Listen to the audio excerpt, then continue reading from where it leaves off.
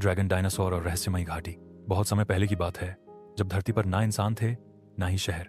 पहाड़ों के बीच एक हरी भरी रहस्यमयी घाटी थी जिसका नाम था द्राको घाटी। वहां एक विचित्र जीव रहता था। उसका शरीर डायनासोर जैसा था, लेकिन उसके पीठ पर बड़े बड़े पंख थे और मुंह से आग निकलती थी। उसका नाम था अग्निशैल और सब उसे ड्रैगन डायनासोर कहते थे। अग्निशैल कोई सामान्य जीव नहीं था। वह बहुत ही समझदार और शांत स्वभाव का था।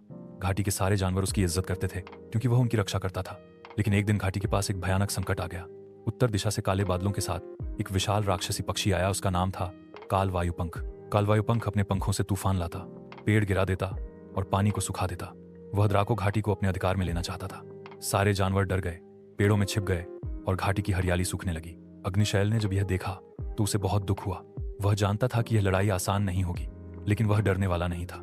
उसने अपने पंख फैलाए और आसमान में उड़ गया, सीधा कालवायुपंख के सामने। यह घाटी शांत की भूमि है, तू यहाँ तबाही नहीं मचा सकता, अग्निशैल ने गरज कर कहा। कालवायुपंख हंसा, तू मुझे रोकेगा? तू तो एक अधूरा ड्रैगन है, ना पूरा डायनासोर ना पूरा रक्षक। यह सुनते ही अग्निशैल की आंखों में आग जल उठी। वह तेजी से ऊपर उड़ा और सीधे कालवायुपंख की ओर आग उगल दी। लेकिन कालवायुपंख भी ताकतवर था। उसने अपने पंखों से तूफान लाकर अग्निशैल को नीचे गिरा दिया।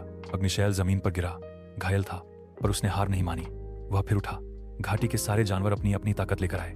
पक्षियों ने कालवायुपंख की आंखों पर वार किया, हाथियों ने जमीन पर उछाल मचाई जिससे वह असंतुलित हुआ, और फिर अग्निशैल ने अपनी पूरी ताकत से आग उगली, एक चमकदार सुनहरी ज्वाला जो आसमान को चीरती चली गई। आग इतनी तेज थी कि कालवायुपंख चीखता हुआ दूर कहीं उड़ गया और फिर कभी लौटकर नहीं आया। घाटी में फिर से हरियाली लौट आई। जानवरों ने मिलकर अग्निशैल का इलाज किया और एक बड़ा पर्व मनाया, अग्नोत्सव, जिसमें हर साल वे अग्निशैल की बहादुरी का जश्न मनाते। अग्निशैल फिर कभी गर्व नहीं करता था कि वह डायनासोर है या ड्रैगन। वह कहता, मैं वही हूं जो अपनी धरती की रक्षा करे, बस यही मेरी पहचान है। सीख, एक सच्चा रक्षक वही होता है जो अकेले नहीं, सबके साथ मिलकर लड़ता है।